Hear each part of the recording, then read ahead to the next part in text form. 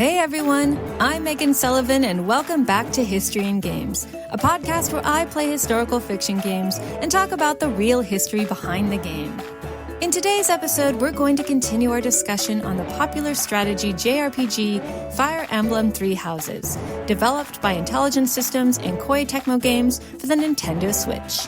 Now, in the last two episodes, I talked about Fire Emblem's connection to both ancient Egypt via the goddess Sothis and ancient Greece via the goddess Rhea. And that was pretty cool. But did you know there's even more hidden history in Fire Emblem Three Houses? Specifically, the history of ancient Nabatea, ancient Tibet, and ancient China. But in order to understand the connection between these three cultures in Fire Emblem, we'll have to leave ancient Greece and go further east. And we'll start in the Arabian desert with the Nabataeans. So who were the Nabataeans? The Nabataeans were originally nomads from southern Arabia who first appeared in written records sometime around the 6th century BCE.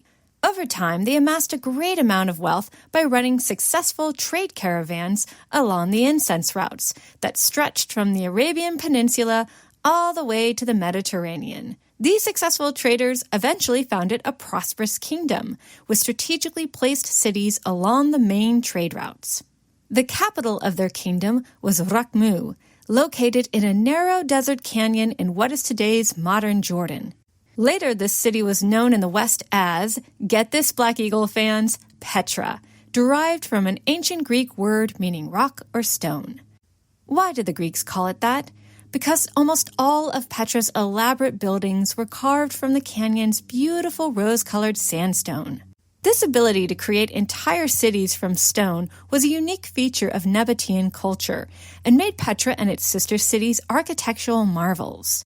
But Petra was also an engineering marvel. Not only did it feature stunning tombs and temples built into the canyon walls, it also featured sophisticated hydroengineering constructs that could collect rain and flash flood waters from the surrounding desert. These water constructs turned Petra into a lush green oasis that was so well watered it could sustain a populace of up to 30,000 people by ensuring there was always water to drink and water for crops. Because of this, the Nabataeans were able to live in Petra's harsh environment all year round, and this, along with things like camel troughs and storage vats for spices and frankincense, is what allowed them to tightly control overland trade along the incense routes. Unfortunately, although the Nabataeans were great at trade, they didn't always get along with their neighbors, and more than one war was fought between the Nabataeans and other civilizations. Despite this, the kingdom was able to remain more or less independent for many centuries. Well, that is until it was finally annexed by the Roman Empire in the 2nd century AD.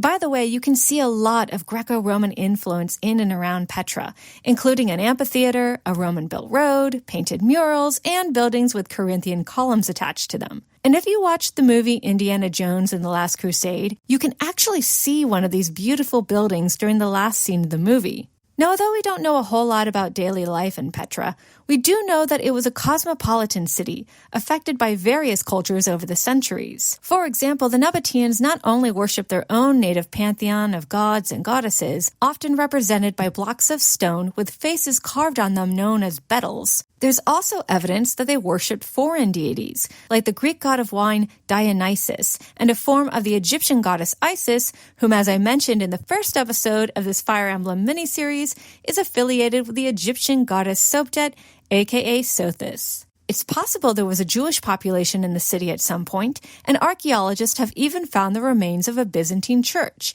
which indicates that at some point during the Byzantine era, Christianity spread to Petra via its link to the Roman Empire. What's also interesting about Nabatean culture is its seemingly progressive nature, especially when it came to women. We know from various Nabatean inscriptions and other bits of evidence that women were influential in politics and religion, were allowed to own and manage property, and even allowed to enter into legal contracts. These contracts would have been written in Nabatea's local script, a variation of ancient Aramaic, which, by the way, ended up being the forerunner of the modern Arabic script. In short, the Nabataeans were a very sophisticated and advanced society. So what happened? Unfortunately, we don't know what happened to the Nabataeans. It's possible that after overland trade was replaced by oceanic trade, Petra and its sister cities started to become increasingly irrelevant. Then after a massive earthquake in the 6th century AD and later the Muslim conquest in the 7th century AD, the Nabataeans just kind of up and abandoned Petra altogether, and both the city and its inhabitants faded into obscurity for the next 1,000 years. It wasn't until the early 19th century that Petra was rediscovered in the West by a Swiss explorer named Johann Burckhardt. Ever since then, archaeologists have been fascinated by this lost civilization. But although we've learned a lot about the kingdom of Nabatea, parts of it still remain a mystery.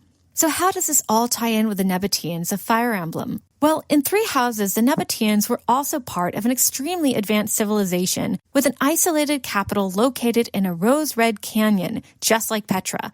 And just like their real counterpart, the Nabataeans of Fire Emblem end up being forgotten by history. But what's interesting to me is the Nabataeans in Fire Emblem don't call their capital Petra. Strangely enough, they call it Xanadu. Why?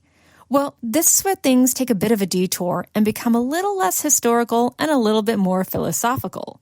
If you look at the game's original Japanese spelling for the name Xanadu, it closely matches the katakana for the word Xanadu. Xanadu, or Zhandu, was a luxurious summer palace of Kublai Khan, who ruled over China in the 13th century. His summer retreat was described by Marco Polo as a place of wondrous beauty, and over the centuries, the city was romanticized as a type of earthly paradise, which is kind of how the Nabataeans in Fire Emblem thought of their home before it was destroyed by the evil Agarthans. Oh, and speaking of the Agarthans, what about their capital in Fire Emblem, which is located underground and called Shambala? Well, that has an interesting philosophical connection as well. According to Tibetan Buddhist belief, Shambhala, better known in the West as Shangri-La, is an enlightened and peaceful society that dwells somewhere in the Himalayas. Only those pure of heart can live there, and those who do are immune to suffering, want, or old age. Stories of Shambhala have been around for hundreds, if not thousands of years, and even today, there are still Tibetan ceremonies honoring the mystical power of Shambhala. So then what's the connection between Shambhala and Agartha? Well, I admit that this is where things get kind of confusing. There's actually another set of Eastern traditions about another type of paradise that sounds very much like the stories of Shambhala, and that paradise is Agartha.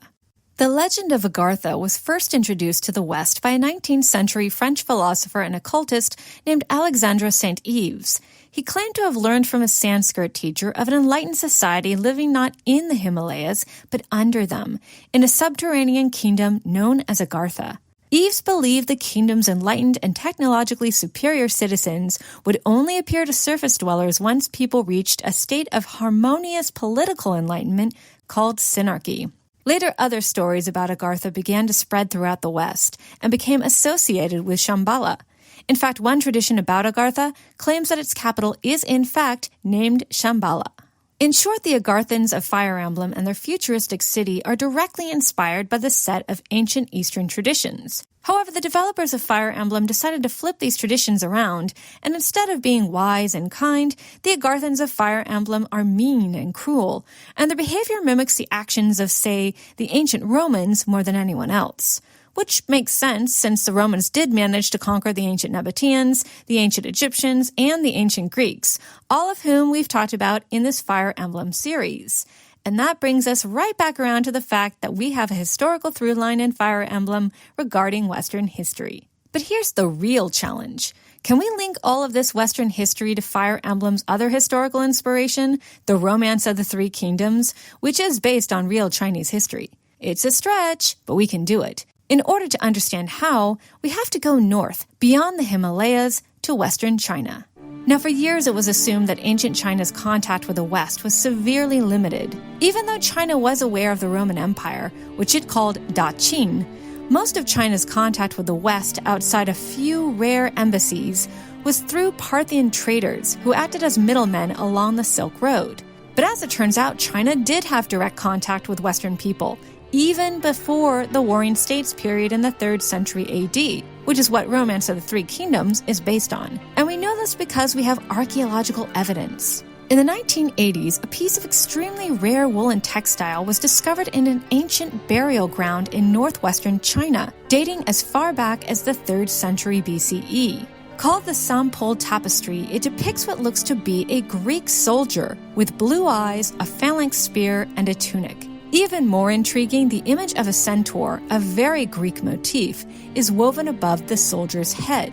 Now, the only reason we even know about this tapestry is long ago, a Western soldier, or possibly mercenary, somehow managed to get his hands on a piece of the tapestry, which he then sewed into a pair of trousers. When he died, the soldier and his fancy pants were buried in the dry, arid desert, which helped preserve the fabric until it was uncovered by archaeologists many centuries later. In short, thanks to a magical pair of pants, we can actually connect Chinese and Western history directly. But wait, we can also tie China to ancient Nabatea and Egypt. During the War of the Three Kingdoms in the 3rd century AD, a Chinese author named Yu Huan mentions in his work A Brief History of Wei a small kingdom within the Roman Empire called Sifu, which is thought to be the Chinese name for the city of Petra. This same author also mentions a place called Haishi, meaning west of the sea. And as it turns out, this was the Chinese name for Egypt. And so not only did China know about Greece and Rome, it also knew about Nabatea and Egypt. In other words, we can connect all of the Western history we talked about in our series to ancient China. Cool. At any rate, we did it, fam. We unraveled the entire secret history of Fire Emblem Three Houses and somehow managed to tie it all together. I hope this trip through time has been fun and informative for you. And don't worry, there's more to come. I mean, we still have to talk about the game's unmistakable allusions to medieval history, its heavy-handed references to Shakespeare's King Lear, and its many references to Celtic mythology. There's tons more history to unpack in Fire Emblem Three Houses, and we'll do that in future podcasts.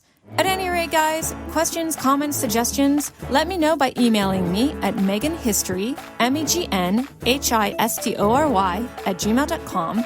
Hit me up on Twitter at Meghan, MEGHAN_IGN, or follow me on Instagram at Celtic_Queen_Meg. Thanks so much for listening, guys. Bye!